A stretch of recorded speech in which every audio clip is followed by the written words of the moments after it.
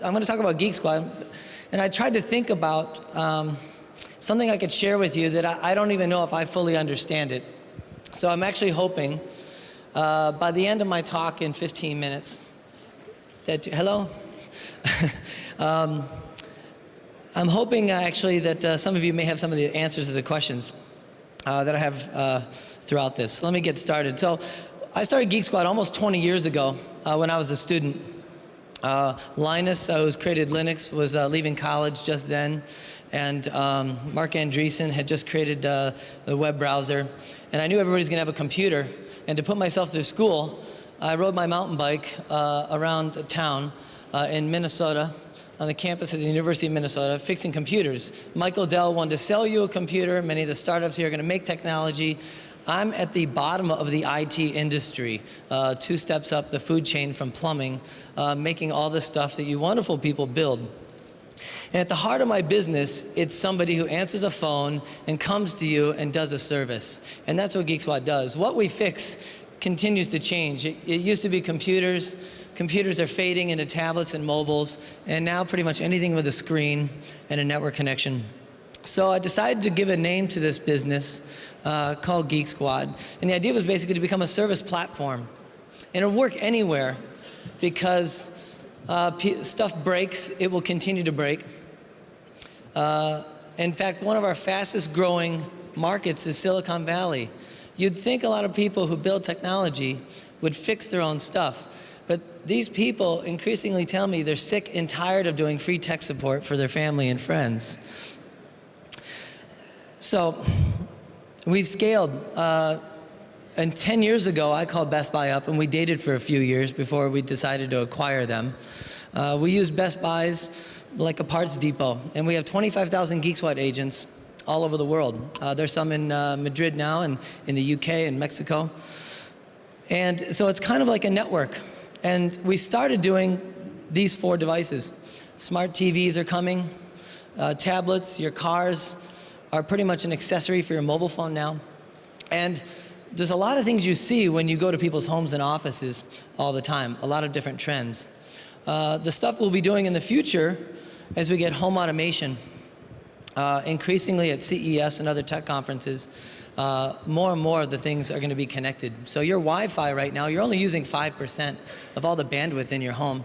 You're going to be using more and more of it on pretty much everything else in your home. Your phone will become the remote control for your car, your garage, your home, your door lock, your security cameras. And so Geek Squad will continue to be a service platform to kind of do that. But there's another part of the business that I fell in love with, that most businesses are boring, like computer support. But there's some very interesting engineering challenges with them. As we got into Best Buy, and one of the interesting problems is the routing algorithms required. For 25,000 people to allocate those resources, you always have to manage capacity. And mine's kind of like a closed circuit, the most efficient way to get to your home and to the next appointment. And the sophistication of the software and services are going to have a big impact on every boring business. So it was a lot of fun to solve technical problems and apply technology. So I tried to imagine when I was building Geek Squad, if I were going to kill my company and compete against it, what would it look like? I wouldn't own the employees. I would have an efficient dispatch system, and so that anybody who could solve your problem, who might be near you, could take care of it for the lowest price. And I envisioned this company, but because I ended up partnering with Best Buy, I kind of put that idea in a shoebox. In 2004, I came across this company. It's called OnForce. They're the same size as Geek Squad, but they have hardly any employees. They're like if you took eBay and you combined it with a service business. So I convinced Best Buy to invest in this business. I expected this company, this is the only company I ever expected that I'd be afraid of. And yet, it's 2012, and most of you probably haven't heard of this company. And I think it speaks to one of the limitations of dynamic marketplace models. I'll give you an example. What OnForce does is they allow you to say, I want something done. I own 100 retail stores. I need to upgrade the software, my cash registers. I need someone to come in at midnight to 4 a.m. and do 12 steps on each cash register. very basic control process. This is something OnForce would do for Walmart and like Dell Computer. So I couldn't figure out why haven't they grown globally. And what I learned is that Walmart and Dell still want a middleman. They want someone to manage the project. And the only way a consumer or anybody else can take advantage of an efficient marketplace is if they know what they're looking for. A lot of people are nervous about using eBay because you might not know how to navigate to look for quality within the reputation system. This is something that actually I think Brian will probably get into, that Airbnb has in their model. And I love that company, and I love all these kinds of models. So I began to look around, and then many of us have used OpenTable. I love it. And I would argue it's almost the exact same company. It's a system for publishing excess capacity. But people have told me that restaurants hate using OpenTable because of the fees that they charge, so they don't release all of their inventory. I don't know if this is true for which type of restaurants. But somebody told me that if OpenTable says that a restaurant's booked and you call them, they actually have another set of inventory that they hold. Groupon, I would also argue, is a system for publishing excess capacity for people that don't have traffic. And I think when I look across all these companies, you see different variations on this theme. Airbnb, another version of this. HomeAway is one for a little bit different traveling customer, for people to rent their second homes or their vacation homes or condominiums. Same thing though, you've got to manage through the complexity and to simplify the process. And I think it's worth noting that Amazon's percentage of auctions, which is their real-time marketplace, has been decreasing and being replaced with more platform-based activities. TaskRabbit's another one that started in San Francisco. This one I've been keeping an eye on for a couple of years because it could be used to compete against a Geek Squad. So the question is, will it put a Geek Squad out of business? Will an unbranded service that's a dynamic marketplace put out of business those of us that own our own inventory? It's probably going to be a different answer. A newer one that's come out is called Zarly. Very similar to TaskRabbit. I don't know which one's going to win. Part of it might be based on the quality of the interaction. A lot of people know about Zipcar. Again, same thing. Now with Zipcar is more like a Geek Squad where they own their inventory. And so the question is, what if, I think there's Share My Rod, there's another companies that don't own any of the inventory. What I think is going to happen is we're going to get different flavors of this. Every company at some point, like if I were Groupon or one of these companies, I could see a service emerge where that they allow their platform to be used by a company to publish their own inventory. Most people don't know it, but about 30 to 40% of all of our capacity at Geek Squad goes unutilized because of various waste and inefficiency in the system. Most of the people that want us to come to your home say, I want you at this particular day and this particular time. Most businesses don't need it within a certain window. A lot of times, they're like, if you come within a few days, not unlike FedEx will do.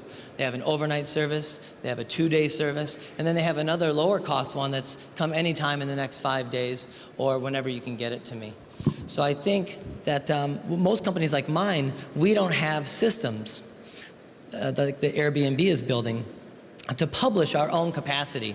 And I actually think people will pay 20% to 25% premium for somebody who's uniformed, trained, there's liability, there's all these kind of issues. This is what I'm looking forward to hearing Brian talk about with Airbnb, where you have an unstructured marketplace coming through a model. The last one I want to talk about that I'm watching very, very closely is Uber. Now, Uber started in San Francisco, and there's a lot of companies you're going to see doing this. This is the best execution I've seen yet. How many cars out there are sitting idle that could take you where you want to go? And how many people are looking to go somewhere in a city? And both driver and passenger have a sensor and a smartphone in their pocket. Uber does such a wonderful job. They're in San Francisco, New York, Paris, and Washington, D.C., and I think Chicago. They'll be expanding. This one's kind of a different model where it's not just any car, it's all Lincoln Town cars. You can see them all on a map. They'll even remember which driver has driven you before, and they'll tell you the price before you come, and it's dynamic pricing. And what's beautiful about this is very elegant. It solves that middleman problem, that it's so simple that it takes the complexity away, so you can take advantage of the efficiency of the marketplace. And you store your credit card with the service, so the driver never sees your credit card information. They come within about 2 minutes on average. You hop in the car, they already know where you want to go.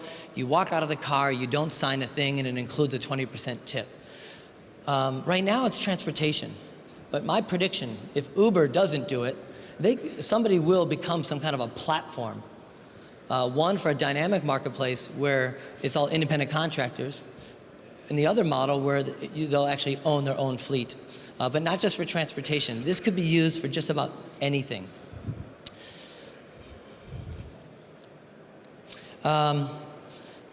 Most people don't know that OnForce tried to do a deal with Apple. There were rumors that Apple was actually doing a pilot. So that if will Apple ever do house calls? I would argue they will not. It's too hard to do, I would know. But they did an experiment with OnForce, but it didn't go anywhere. I couldn't believe it when I read about it, because I was like, there's no way Apple, of all companies, would ever allow a non-Apple employee to go into a customer's home. But the other thing to note here is that OnForce really upset the Apple authorized service providers, because they didn't like the idea. They went through all the certification and training under Apple's rules, and then Apple was going to start letting this open marketplace sell services. So there's always these tensions in these marketplace models. I don't think this partnership is going to go anywhere. Lastly, I want to tell you about, people always ask me, what did you see at CES this year? Frankly, there's nothing I'm going to see at CES that frankly I couldn't read about on most blogs. It's really for the industry to meet. So I really only went because Best Buy made me go for PR and some other stuff. But this is the one thing I saw there that nobody else saw. And this is the one product I was most excited about. And it relates to what I'm talking about. This is a new Broadcom chip. It's a $4 Wi-Fi chip.